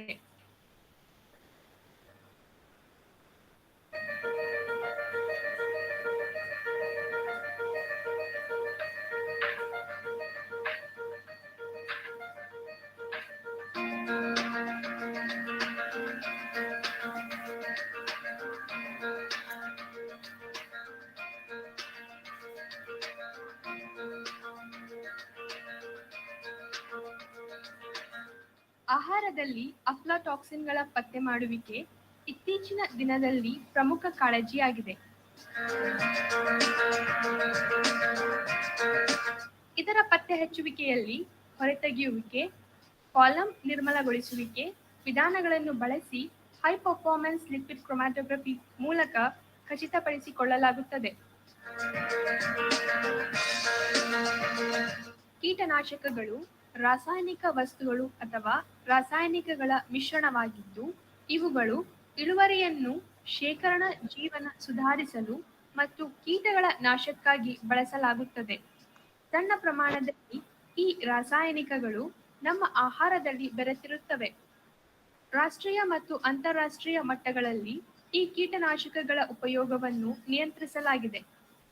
FSSAI ನಿಯಮಾವಳಿಗಳಿಗೆ ಅನುಸಾರ ನಮ್ಮ ಪ್ರಯೋಗಾಲಯದಲ್ಲಿ ವಿವಿಧ ಆಹಾರ ಪದಾರ್ಥಗಳಲ್ಲಿ ಕೀಟನಾಶಕಗಳ ಶೇಷಗಳನ್ನು ಪರೀಕ್ಷಿಸಲಾಗುತ್ತದೆ. ಅಂತಾರಾಷ್ಟ್ರೀಯ ಮಟ್ಟದಲ್ಲಿ ಮಾನ್ಯತೆ ಪಡೆದ AOAC, APHA ಮತ್ತು ಕ್ವೆಚರ್ಸ್ ವಿಶ್ಲೇಷಣಾ ವಿಧಾನಗಳನ್ನು ಬಳಸಲಾಗುತ್ತದೆ. ಆಹಾರ ಮಾದರಿಗಳಿಂದ ಕೀಟನಾಶಕಗಳ ಶೇಷವನ್ನು ಪ್ರತ್ಯೇಕಗೊಳಿಸಿ ಅವುಗಳನ್ನು ಗ್ಯಾಸ್ ಕ್ರೊಮ್ಯಾಟೋಗ್ರಫಿ, ಮಾಸ್ ಸ್ಪೆಕ್ಟ್ರೋಮೆಟ್ರಿ ಮತ್ತು ಲಿಕ್ವಿಡ್ ಕ್ರೊಮ್ಯಾಟೋಗ್ರಫಿ, ಮಾಸ್ ಸ್ಪೆಕ್ಟ್ರೋಮೆಟ್ರಿ ಉಪಕರಣಗಳನ್ನು ಬಳಸಿ ಪರಿಮಾಣಗೊಳಿಸಲಾಗುತ್ತದೆ. ಈ ಕೀಟನಾಶಕಗಳ ಪರಿಮಾಣ ಗರಿಷ್ಠ ಉಳಿದ ಮಿತಿಯನ್ನು ದಾಟಿದಾಗ ಅನೇಕ ಆರೋಗ್ಯ ಸಮಸ್ಯೆಗಳು ಕಾಣಿಸಿಕೊಳ್ಳುತ್ತವೆ. ಸಾವಯವ ಕೃಷಿಯಿಂದ ಕೀಟನಾಶಕಗಳ ಉಪಯೋಗವನ್ನು ನಿಯಂತ್ರಿಸಬಹುದಾದರೂ ಅದರಿಂದ ಉತ್ಪಾದನೆಯ ಮೇಲಾಗುವ ಪರಿಣಾಮಗಳಿಂದಾಗಿ ಕೀಟನಾಶಕಗಳ ಬಳಕೆ ಸಂಪೂರ್ಣವಾಗಿ ನಿಷೇಧಿಸುವುದು ಅಸಾಧ್ಯವಾಗಿದೆ.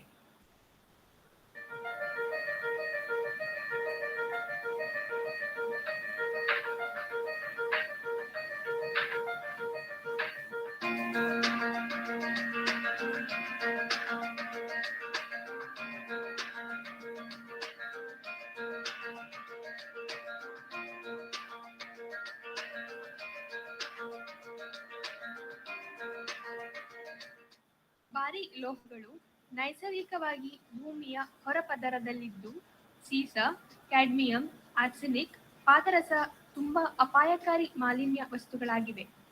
ಭಾರಿ ಲೋಹಗಳ ಮಲಿನತೆಯು ಪ್ರಮುಖವಾಗಿ ಕೈಗಾರಿಕಾ ತ್ಯಾಜ್ಯಗಳಿಂದ ಉಂಟಾಗುತ್ತಿದ್ದು, ಅದರಲ್ಲಿ ಕಾಗದ ಕಾರ್ಖಾನೆ, ಪೆಟ್ರೋಲಿಯಂ ಉತ್ಪನ್ನಗಳು, ವಾಹನಗಳು ಹಾಗೂ ವರ್ಣಗಳ ಕಾರ್ಖಾನೆಯಿಂದ ಬರುವ ತ್ಯಾಜ್ಯ ಮುಖ್ಯವಾದುದು.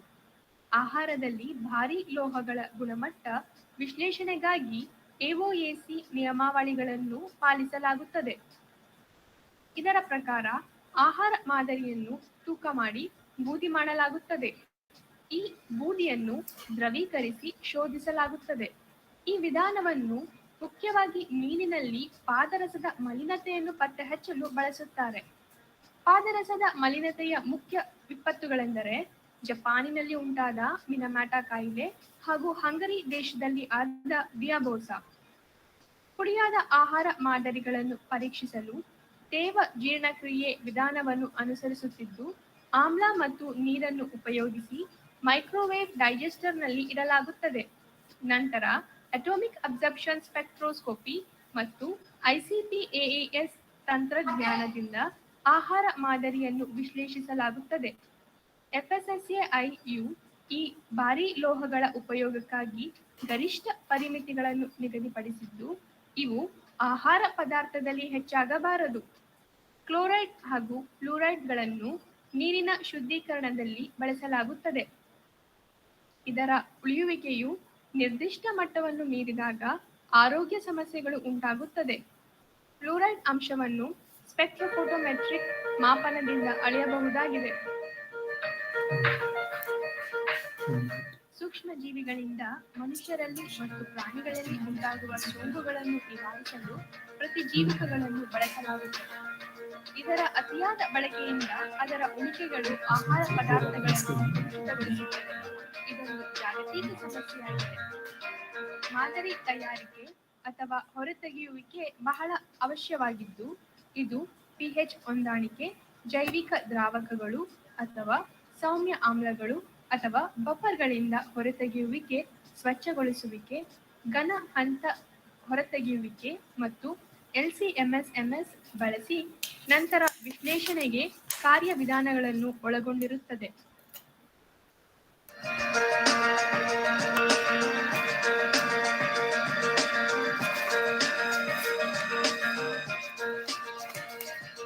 ಕಡಿಮೆ ಪ್ರಮಾಣದಲ್ಲಿ ಪ್ರತಿಜೀವಿಕಗಳ ದೀರ್ಘ ಬಳಕೆಯಿಂದ ಕ್ರಮೇಣ ಬ್ಯಾಕ್ಟೀರಿಯಾಗಳು ಪ್ರತಿಜೀವಕ ನಿರೋಧಕ ಶಕ್ತಿಯನ್ನು ಪಡೆದುಕೊಳ್ಳುತ್ತದೆ. ಇಂತಹ ಬ್ಯಾಕ್ಟೀರಿಯಾಗಳ ಮೇಲೆ ಪ್ರತಿಜೀವಿಕ ಔಷಧಿಗಳು ಪರಿಣಾಮ ಬೀರುವುದಿಲ್ಲ. ಇದರಿಂದ ಹೊಸ ಬಗೆಯ ವೈವಿಧ್ಯಮಯ ಔಷಧಿಗಳ ಆವಿಷ್ಕಾರ ಬೇಕಾಗುತ್ತದೆ. ಇವೆಲ್ಲ ಕಾರಣಗಳಿಂದ ಇವುಗಳ ವಿಶ್ಲೇಷಣೆ ಅತ್ಯಗತ್ಯ.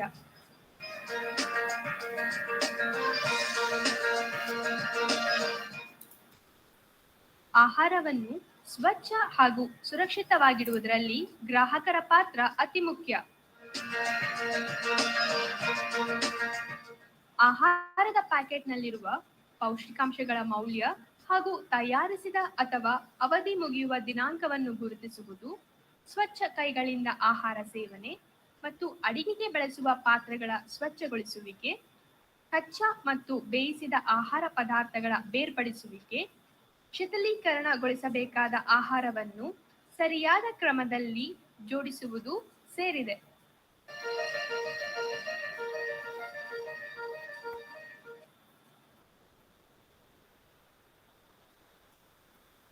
Yeah, thank you. It was nice video, sir. Thank you so much.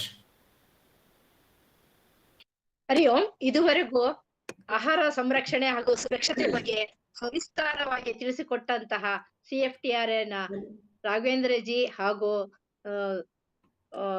Jaydeep G ಅವರಿಗೂ ಧನ್ಯವಾದಗಳನ್ನು ಅರ್ಪಿಸುತ್ತೇನೆ. ಹಾಗೂ ಈಗ ವಂದನಾರ್ಪಣೆ ಕಾರ್ಯಕ್ರಮ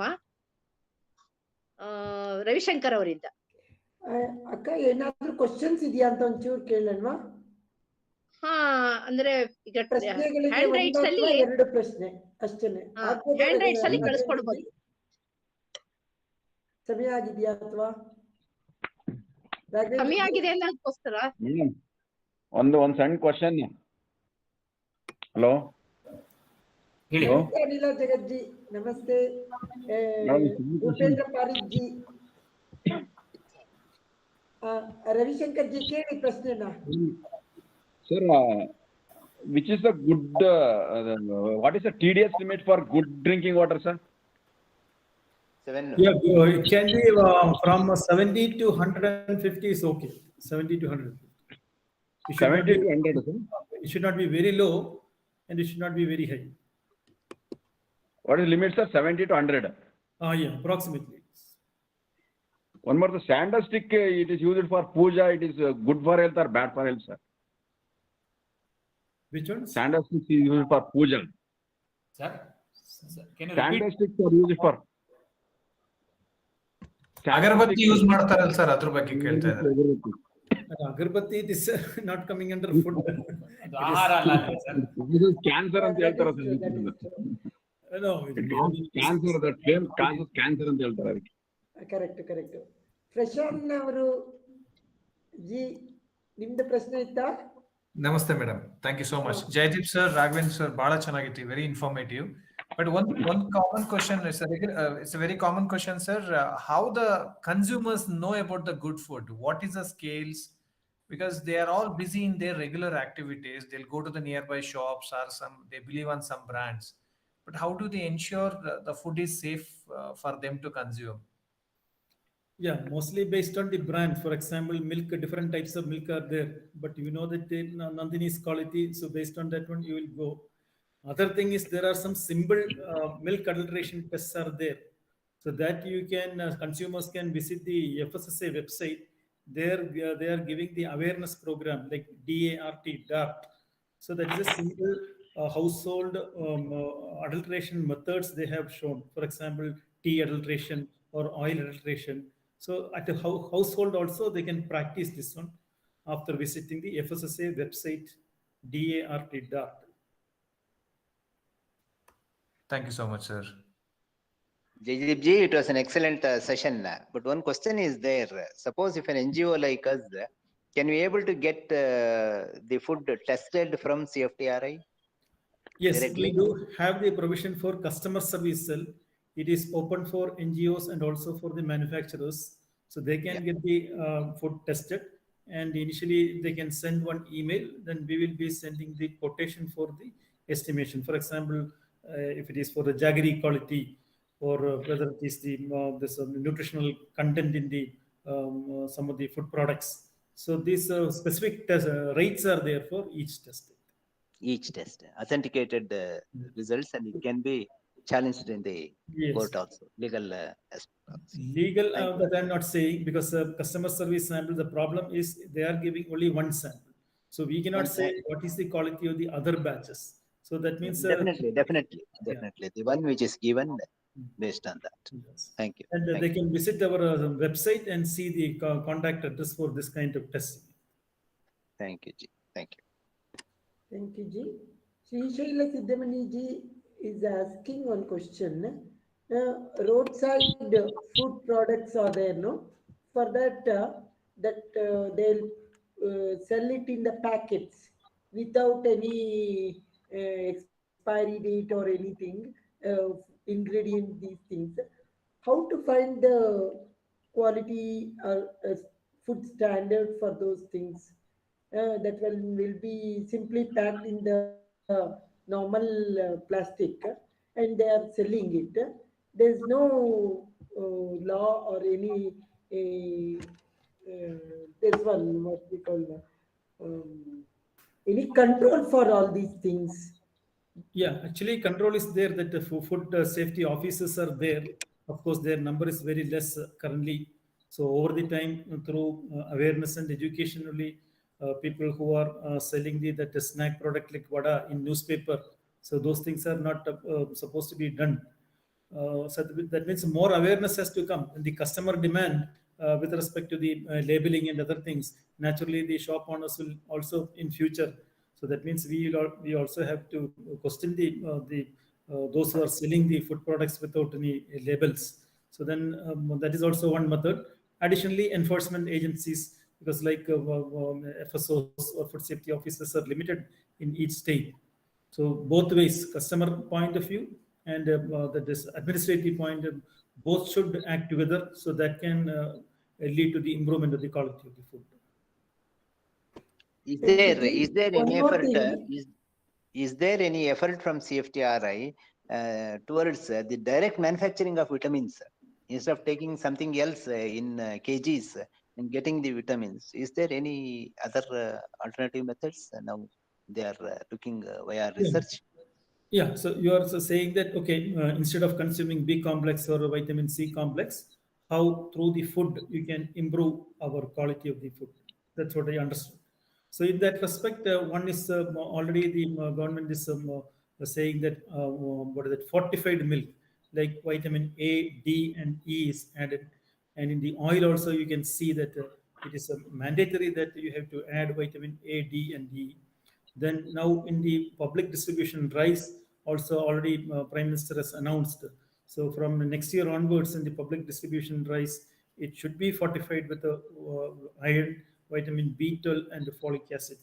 So the poor and rich will get benefit because of the fortification program. Exactly. B12, D3 are all nowadays the deficiencies appearing. Yes. Exactly. Thank you, Ji.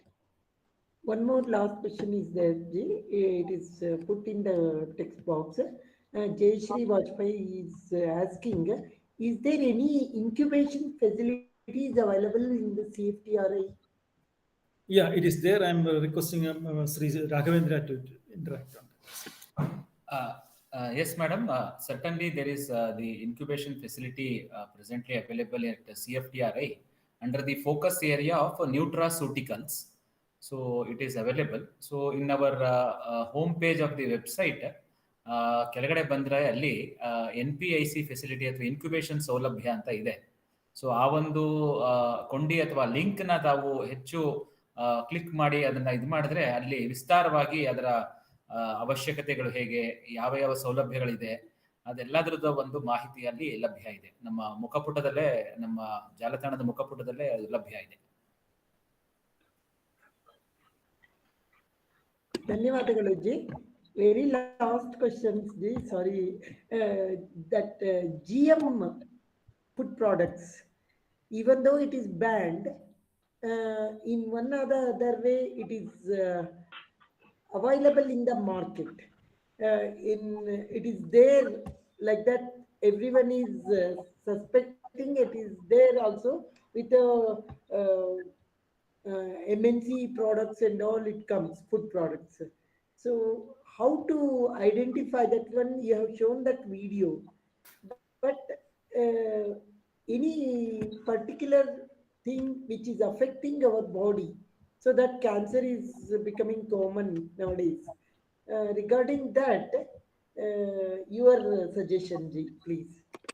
Yeah, actually, the process is we will be getting the samples from all over India. So sometimes we conduct some surveillance survey with the FSSA. So at that time, it can be detected. So far, we have not come across the presence of the GM foods extensively marketed in India. And and the government of India is also not permitting the cultivation of the food crops in India, which is GM modified. So currently, concern is not required. So only even for example, in America they are using the genetically modified corn or maize. So those products also it is mandatory that they have to declare in the label. So we can say in India it is not a problem so far. So that means presence of GM food is not there in India. We can say that. No need to be worried about that one, that it is available in India widely. No. So it is definitely, it's not a matter of concern. Even otherwise, scientifically speaking, genetically modified food is not having specific problems are not there. Some people may get allergy and other things. So like that, the major concern is environmental contamination because of the propagation of a genetically modified plants. So we are concerned that our biodiversity will be affected. So other than that one, GM food, US also they are producing, marketing, and foods are consumed. So there is no toxicity as such for GM food. Thank you good so evening, much. sir. Thank you very much. Today, Venkat Ritvik, you want to Yes, madam. ask, but last it is. Okay? Okay, Ji. Please. Yes, madam. Madam, this is Chandrasekhar from RBI Mysore. Madam, Okay. if there is in open market, there are two shops. One fellow has complained on another shop. Some officials come and sees the shop, whether that shopkeeper can do and test in CFTRI. Just for example case, I am asking. No. So that means we are not supposed to take the sample directly from the field. So we will be getting through the food safety officers. So if you have any complaint is there, the state food safety officer only you need to complain. So from there, samples may come to us, so we can handle their sample, not the direct sample. Okay, sir. You told me, sir. Correct, sir. You told that customer service is there. Whether the shopkeeper in normal course, whether they come and test their samples, is it allowed? No, that's what I told. Manufacturers, basically, we are encouraging the manufacturers. So we are asking their address and other things. So they are only their sample only we are testing. Even otherwise, even if you are giving a test report, that has no legal validity, because you know that one number of batches are coming from a factory. So we are testing only a one sample. With the one sample, we cannot say the entire batch of one industry is having problem. So that is the reason that the customer service cell sample, we will not have any legal. We are also putting a statement. It has no legal validity. Correct. Okay, sir. Thank you. Thank you very much, Ji. Today's session from our Rashtriya Akhil Bharatiya Grahak Panchayat Rashtriya Karyakarni Environmental Pramukh Srimati Anila Jagatji also with us, and along with that Rashtriya Ahara Andolan Abhyas Mandal legal advisor Bhupendra Parikji from Rajasthan. He is also with us. Respects to both of them, so that they have come to our ABGP Karnataka Prant webinar. Thank you, Ji, and thank you so much, Ji, for giving very good information. So I request Ravi Shankar ji to give Okay, vote madam. of thanks. And one more thing, tomorrow we have a webinar session on Consumer Protection Act from Shri Ashok Patil ji, which is organized by ABGP Belagavi Toli. Okay, ji. So I request Ravi Shankar ji to give vote of Okay. thanks. ಈ ದಿನ ಅಖಿಲ ಭಾರತ ಗ್ರಾಹಕ ಪಂಚಾಯತ್ ಜಿಲ್ಲಾ ಟೋಲಿಯಿಂದ ತಮ್ಮೆಲ್ಲರ ಸಹಕಾರದಿಂದ ಆಯೋಜಿಸಿದ್ದ ಆಹಾರ ಸುರಕ್ಷತೆ ಅರಿವು ಈ ದಿನದ ಮಹತ್ತರವಾದ ಕಾರ್ಯಕ್ರಮವನ್ನ ಡಾಕ್ಟರ್ ಜಯದೀಪ್ ಸರ್ ಅವರು senior principal scientist head of food safety department CFTRI CSIR ಇವರು food adulteration food safety issue knowledge about food safety standards ಅಂದರೆ ಆಹಾರ ಕಲಬೆರಕೆ ಆಹಾರ ಸುರಕ್ಷತೆ ಮತ್ತು ಆಹಾರದಲ್ಲಿನ ತೊಂದರೆಗಳು ಇದರ ಬಗ್ಗೆ ಸವಿವರವಾಗಿ ಅತ್ಯುತ್ತಮವಾದ ಮಾಹಿತಿ ನೀಡಿದ್ದಾರೆ. ಅವರಿಗೆ ABGP ಪರವಾಗಿ ಹಾಗೂ ಈ ದಿನದ ಕಾರ್ಯಕ್ರಮದಲ್ಲಿ ಭಾಗವಹಿಸಿರುವ ಎಲ್ಲರ ಪರವಾಗಿ ಹೃತ್ಪೂರ್ವಕ ವಂದನೆಗಳನ್ನು ಸಲ್ಲಿಸುತ್ತೇನೆ. Lot of thanks to Shri doctor Jaydeep sir to deliver valuable speech in this today program. ಈ ದಿನದ ಕಾರ್ಯಕ್ರಮವನ್ನ ನಮ್ಮ ಮತ್ತೊಬ್ಬ ಸ್ನೇಹಿತರು ಹಾಗೂ ಆತ್ಮೀಯರು ಮತ್ತು ಮೈಸೂರು ಜಿಲ್ಲಾ ABGP ಕಾರ್ಯದರ್ಶಿಯಾದಂತಹ ಶ್ರೀಯುತ ರಾಘವೇಂದ್ರ ಸರ್ ಅವರು ಈ ಕಾರ್ಯಕ್ರಮ ನಡೆಸಲು ಕಾರಣೀಭೂತರಾಗಿದ್ದಾರೆ. ಅವರಿಗೆ ABGP ಪರವಾಗಿ ಮತ್ತು ಈ ಕಾರ್ಯಕ್ರಮದಲ್ಲಿ ಭಾಗವಹಿಸಿರುವ ಎಲ್ಲರ ಪರವಾಗಿ ಹೃತ್ಪೂರ್ವಕ ವಂದನೆಗಳನ್ನು ಸಲ್ಲಿಸುತ್ತೇನೆ. ಮತ್ತು ಈ ಕಾರ್ಯಕ್ರಮವನ್ನ ಸಂಘಟನೆಗೊಳಿಸಲು ಮತ್ತು ಬಲಗೊಳಿಸಲು ಸದಾಕಾಲ ಶ್ರಮವಹಿಸುತ್ತಿರುವ ನಮ್ಮ ಸಂಘಟನೆಯ ಕಾರ್ಯಕಾರಿಣಿಯಾಗಿರ್ತಕ್ಕಂತಹ ಗಾಯತ್ರಿ ಅಕ್ಕಾಜಿ ಮೇಡಮ್ ರವರು ಮತ್ತು ನಾಡಿಗ ದತ್ತಾತ್ರೇಯ ಸರ್ ಅವರಿಗೆ ಎಲ್ಲರ ಪರವಾಗಿ ಹೃತ್ಪೂರ್ವಕ ವಂದನೆಗಳನ್ನು ಸಲ್ಲಿಸುತ್ತೇನೆ. ಮತ್ತು ಈ ಕಾರ್ಯಕ್ರಮ ಆಯೋಜನೆಗೊಳ್ಳಲು ಸಹಕಾರ ನೀಡಿದ ಮೈಸೂರು ಜಿಲ್ಲೆಯ ಎಲ್ಲ ಪದಾಧಿಕಾರಿಗಳಿಗೂ ಹೃತ್ಪೂರ್ವಕವಾದ ವಂದನೆಗಳನ್ನು ಸಲ್ಲಿಸುತ್ತೇನೆ. ಈ ಕಾರ್ಯಕ್ರಮ ಯಶಸ್ವಿಗೊಳಿಸಲು ಕಾರಣಕರ್ತರಾದ ಈ ಕಾರ್ಯಕ್ರಮದಲ್ಲಿ ಭಾಗವಹಿಸಿರುವ ಎಲ್ಲರಿಗೂ ಹೃತ್ಪೂರ್ವಕ ವಂದನೆಗಳನ್ನು ಸಲ್ಲಿಸುತ್ತೇನೆ. ಜೈ ಹಿಂದ್, ಜೈ ಭಾರತ್, ರಾಷ್ಟ್ರ ಶಕ್ತಿ, ಗ್ರಾಹಕ ಶಕ್ತಿ. Good night to all. ಕೊನೆಯದಾಗಿ ಶಾಂತಿ ಮಂತ್ರ ವಾಣಿ ಅಕ್ಕ.